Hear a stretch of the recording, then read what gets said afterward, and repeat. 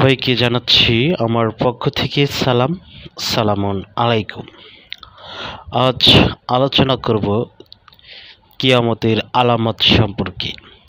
কোরআন কি বলে আর প্রচলিত হাদিস কি বলে, মোল্লা মৌলবী দরবেশ পীর শায়েখ এরা আসলে কি বলতেছে, আমরা সেটি কোরআনের আলোকে আজকে দেখার চেষ্টা করব।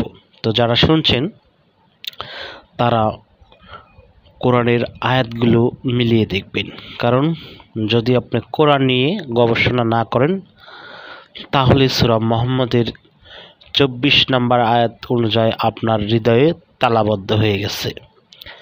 তো আর আপনি যদি মুসলিম হন, আল্লাহর কাছে আত্মসমর্পণ করে থাকেন, তাহলে আপনি আয়াতগুলো মিলিয়ে দেখবেন বা নিজে কোরআন পড়ার চেষ্টা করবেন। এটি হচ্ছে মুসলিমদের একটি বৈশিষ্ট্য, যারা রাসূলুল্লাহকে অনুসরণ করে। সূরা মুজাম্মিলে বলা হয়েছে রাসূল রাতে কোরআন তেলাওয়াত করত, ফজরেও কোরআন তেলাওয়াত করত। তো চলুন কথা না বাড়িয়ে আমরা সমাজে মোল্লা মৌলবীদের কাছে ওয়াজ মাহফিলে মসজিদে শুনতে পাই তাদের মুখ থেকে যে হচ্ছে কিয়ামতের বড় আলামত, ছোট আলামত, সেটি হচ্ছে কিয়ামতের পূর্বে ইমাম মেহেদী আসবে, দাজ্জাল আসবে, ঈসা নবী মুহাম্মদ রাসূলুল্লাহর উম্মত হয়ে আসবে, তারপর পশ্চিম দিক থেকে সূর্য উঠবে, তওবার দরজা বন্ধ হয়ে যাবে, নানান কথা। আর ছোট আলামত হচ্ছে নতুন নতুন বাড়ি হবে, তারপর প্রাসাদে প্রাসাদে মানুষের বিল্ডিং হবে, এরপর এক ভাইয়ের সাথে আরেক ভাইয়ের সাথে বর্ণতা থাকবে না, এরপর নতুন নতুন বাড়ি হবে। আসলে কিয়ামত সম্পর্কে বলতে গেলে লক্ষ লক্ষ তারা বানিয়ে রেখেছে যে কিয়ামতের ছোট আলামত, বড় আলামত। তো আমরা যদি একটু কোরআন নিয়ে চিন্তা ভাবনা করি, তাহলে কোরআনের যে আয়াত আমরা দেখতে পাই সেখানে এই হাদিসের বা প্রচলিত মোল্লাদের সাথে কোনো সম্পর্ক নেই। তো দেখেন, আমরা যেমন এই সময় জিজ্ঞাসা করি যে কিয়ামতের লক্ষণ কি বা কিয়ামতের পূর্বে কি হবে, এ বিষয়ে কিন্তু আগের লোকদেরও এরকম আগ্রহী ছিল যে কিয়ামতের পূর্বে আসলে কেমন হবে। তো এর উত্তর আল্লাহ একটি আয়াত দিয়ে নয়, 3টি আয়াত দিয়ে এর উত্তর দিয়েছে। তাহলে একটু চিন্তা করে দেখুন, আল্লাহ তো একটি আয়াত হলেই যথেষ্ট, কিন্তু মানুষের যখন আসলে যে বিষয়ে বেশি আগ্রহী থাকে, এই কারণে আল্লাহ দেখেন মানুষদের এই আগ্রহ দেখে কিয়ামতের আগে কি হবে, এই জন্য আল্লাহ দেখেন 3টি আয়াত নাযিল করেছে। তো আমি আপনাদেরকে আয়াত নাম্বার বলে দিব, আপনারা ভাই নিজেরা একটু কষ্ট করে বের করে দেখার চেষ্টা করবেন। তো আমরা আবার বুখারী মুসলিমেও দেখতে পাই যে রাসূলুল্লাহর কাছে লোকজনেরা এসে প্রশ্ন করতো যে রাসূল কিয়ামত কখন হবে। তো তখন রাসূলুল্লাহ নাকি এক ব্যক্তির দিকে তাকিয়ে সে বলেছে হচ্ছে, এই ব্যক্তি যদি বৃদ্ধ হয়, বেঁচে থাকে, বৃদ্ধ হওয়ার আগেই কিয়ামত সংঘটিত হবে। তো ভাই এই হাদিস অনুযায়ী তো সেই লোক মরে ভূত হয়ে গেছে, কই কিয়ামত তো এখনো হয়নি। তো এবার আসুন আমরা দেখি কোরআন কি বলে, রাসূলুল্লাহর মুখ দিয়ে আল্লাহ কিয়ামত সম্পর্কে কি বলেছে, তার কাছে কি আয়াত নাযিল করেছে। আমরা আসুন দেখি, আপনারা দেখার চেষ্টা করুন নিজে বের করে, তাহলে বুঝতে পারবেন যে রাসূলের নামে আসলে কতটা মিথ্যাচার করা হয়েছে। এতক্ষণ তো আপনারা হাদিস শুনলেন, এই হাদিসগুলো আমরা কম বেশি সকলেই কিন্তু জেনে আছি বা এখনও শুনে থাকছি, এই জন্য হাদিস নাম্বার আমার বলার কোনো প্রয়োজন নেই। আর আপনারা নিজেরা দেখবেন, যদি না পান আমাকে বলবেন যে আমি পাইনি, আমি মিথ্যা কথা বলছি, যেহেতু হাদিস প্রচার করার জন্য আমার কোনো আগ্রহী নেই। তো আমরা যদি 7 নম্বর সূরা আরাফের 187 নম্বর আয়াত পড়ি, সেখানে দেখতে পাই লোকেরা আপনাকে কিয়ামত সম্পর্কে জিজ্ঞাসা করে বা প্রশ্ন করছে, তারপর আল্লাহ তাকে শিক্ষা দিচ্ছেন তার রাসূলুল্লাহকে যে আপনি বলে দিন এর জ্ঞান তো আল্লাহর কাছে আছে, তা কখন সংঘটিত হবে বা ঘটবে সেটি আল্লাহই ভালো জানেন। তাহলে এখানে রাসূলুল্লাহকে জিজ্ঞাসা করছে লোকেরা কিয়ামত সম্পর্কে যে কখন তা ঘটবে।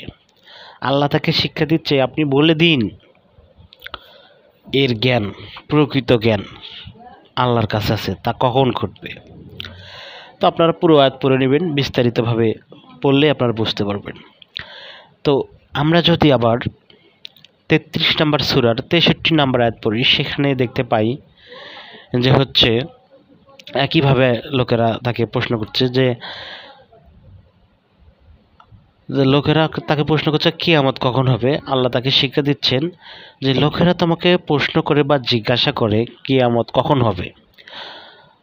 আল্লাহ তার রাসূলকে শিক্ষা দিচ্ছেন যে আপনি বলুন যে এর প্রকৃত জ্ঞান, এর সত্য জ্ঞান শুধু রয়েছে আল্লাহর কাছে, আল্লাহ ছাড়া তা কেউ জানে না, কেউ প্রকাশ করতে পারবে না।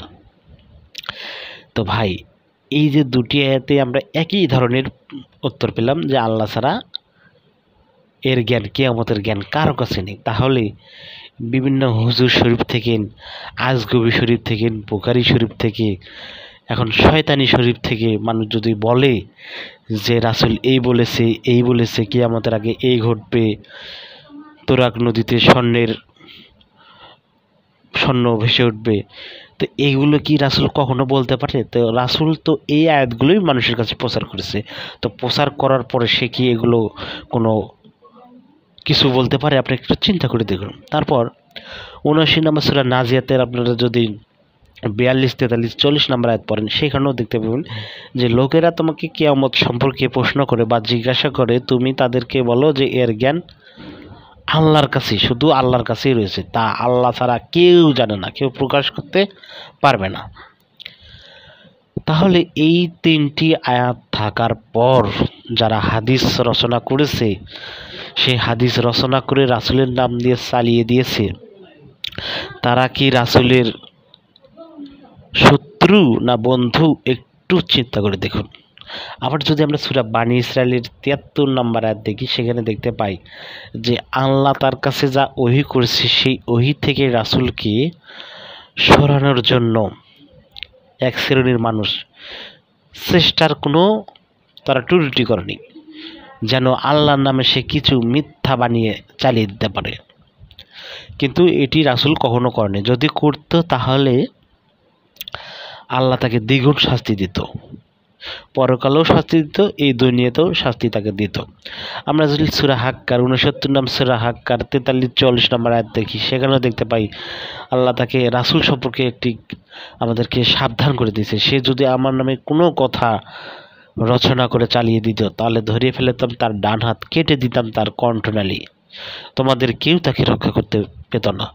তাহলে আল্লাহ রাসূল আল্লাহ যা শিক্ষা দিয়েছেন এর বাইরে সে অন্য কিছু বলতে পারেন না। এই আয়াতগুলো যদি আপনি বিশ্বাস করে থাকেন, আপনি যদি মনে করেন যে আমি কোরআন বিশ্বাস করি, আর কোরআন যদি বিশ্বাস না করেন তাহলে আমার কোনো কিছু আপনাকে বলার।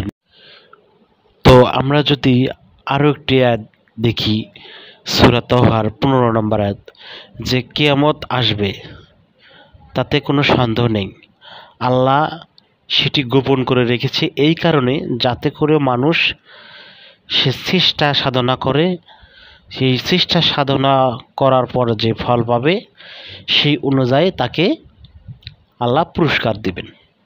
আপনারা আয়াতগুলো পড়ে নেবেন। তো দর্শক, এখানে আল্লাহ বলতেছে কিয়ামত আসবে, সেটি আল্লাহ গোপন রেখেছে, আর আল্লাহ তো সেটি প্রকাশ কখন করবে সেটি তো আমরা অন্য আয়াতে দেখলাম যে আল্লাহ ছাড়া সেটি কেউ জানে না, সেটি কখন তিনি সংগঠিত করবেন সেটি আল্লাহর ইখতিয়ারভুক্ত, সূরা আরাফের ১৮৭ নম্বর আয়াতে। আর আমরা এখানে দেখলাম এই সূরা তাহার ১৫ নম্বর আয়াতে যে কিয়ামত অবশ্যই আসবে, তা আল্লাহ গোপন রেখেছে এই কারণে যাতে করে মানুষ চেষ্টা করবে, যা সৎকর্ম করবে, আমলে সলে করবে, আমলকে সংশোধন করবে, আর সেই অনুযায়ী তাকে যেন আল্লাহ পুরস্কার দিতে পারেন। এই জন্য আল্লাহ কিয়ামতকে গোপন রেখেছে। এখন কিয়ামত যদি আল্লাহ বলে দেন যে ইমাম মেহেদী আসবে কিয়ামতের পূর্বে, দাজ্জাল আসবে, পশ্চিম দিকে সূর্য উঠবে, তারপর তওবার দরজা বন্ধ হয়ে যাবে সূর্য ওঠার পর, তারপর নতুন নতুন বাড়ি হবে, নতুন নতুন রাস্তা হবে, তারপরে ঘন ঘন মসজিদ হবে, এগুলো যদি আল্লাহ এখন বলে দিয়ে থাকেন তাহলে তো ভাই মানুষ বুঝবে যে এখন এই যে হচ্ছে, আমরা এখন কেউ আর অসৎকর্ম করবো না, সবাই ভালো হয়ে যাব। তাহলে তো একটা পরীক্ষা থাকলো না। অথচ সূরা মুলকের 2 নম্বর আয়াতে আল্লাহ মানুষকে সৃষ্টি করছে এই কারণে যাতে করে মানুষ সৎ আমল করতে পারে। আর সৎ আমলের মধ্যে কে শ্রেষ্ঠ, এই কারণে আল্লাহ মানুষকে সৃষ্টি করেছে। আপনার কোরআনের অসংখ্য আয়াতে দেখতে পাবেন যে তোমরা ঈমান এনেছো তাই তোমাদেরকে কি ছেড়ে দেওয়া হবে। সূরা আনকাবুতের 1, 2, 3 নম্বর আয়াত পড়লেই বুঝতে পারবেন যে ঈমান আনার পরে তোমাদেরকে পরীক্ষা করা হবে, যেমন পূর্ববর্তীদেরকে পরীক্ষা করা হয়েছিল। সেই পরীক্ষা কী দিয়ে করবেন আল্লাহ সূরা বাকারার আপনারা যদি 153 থেকে 57 আয়াত পর্যন্ত পড়েন তাহলে সেখানে ডিটেলস আল্লাহ বর্ণনা করেছে যে কী কী দিয়ে মানুষকে পরীক্ষা করবে। আর যারা সেই পরীক্ষাতে পাশ করবে তাদের উপর আল্লাহর সালাত, তাদের সাথে আল্লাহর কানেক্টেড হবে, যোগাযোগ হবে। কিন্তু মানুষ সেগুলো ভুলে গিয়েছে। মানুষ সহজে জান্নাতে যেতে চায় যে অমুক দুরূদ শরীফ পড়লে 80 বছরের জীবনের গুনাহ খাতা মাপ, অমুক দোয়া পড়লে আপনার 70 বছরের গুনাহ মাপ, আপনি সূরা ইখলাস পড়লে 3 বার কোরআন খতম দেওয়ার সওয়াব হয়ে যাবে। 3 বার যদি ইখলাস পড়েন কোরআন খতম দেওয়ার সওয়াব আপনার আমলনামায় আপনি পেয়ে যাবেন। তাহলে এইগুলো এত শর্টকাট করার কারণে মানুষ আর কোরআন নিজে কখনো উপলব্ধি করার চেষ্টা করে না। এই কারণে মানুষ শুধু মানুষের মুখের কথা শোনে। আর মোল্লারা যে কী শ্রেণীর, মোল্লারা যে যে কত বড় ভয়ানক মিথ্যা কথা তারা বলে বেড়াচ্ছে। যদি এই আমজনতা যদি নিজেরা একটু কোরআন পড়ার চেষ্টা করতো, বোঝার চেষ্টা করতো, তাহলে তাদের শয়তানি বদমাইশি ফাজলামি যা আছে মানুষ কিন্তু তাদের সেই শয়তানি বদমাইশি ধরতে পারতো। কারণ কোরআন সত্য কোনটা মিথ্যা কোনটা সেটি পার্থক্য করে দেয়। 86 নম্বর সূরা তারকের 13 নম্বর আয়াত, 2 নম্বর সূরা আল বাকারার 185 নম্বর আয়াত, সূরা ফুরকানের 1 নম্বর আয়াত, যে নিশ্চয়ই কোরআন সত্য মিথ্যার পার্থক্য করে। তাহলে মানুষ বুঝতে পারতো যে আসলে কারা সত্য বলছে আর কারা মিথ্যা বলছে। তো কিয়ামত সম্পর্কে যত হাদিস বানানো হয়েছে রাসূলের নামে, সব রাসূলের শত্রু। 6 নম্বর সূরা আনামের 112 নম্বর আয়াত অনুযায়ী যে জিন এবং মানুষদের মধ্যে আল্লাহ শয়তান নিযুক্ত করে দিয়েছে রাসূলের শত্রু বানিয়ে। এই শয়তানেরা কি করে, রাসূলের নামে আকর্ষণীয় কথা, মন গড়া কথা, মন ভোলানো কথা, ফাজলামি কথা, এই কথাগুলো রাসূলের নামে নিজেরা বানিয়ে চালিয়ে দেয়।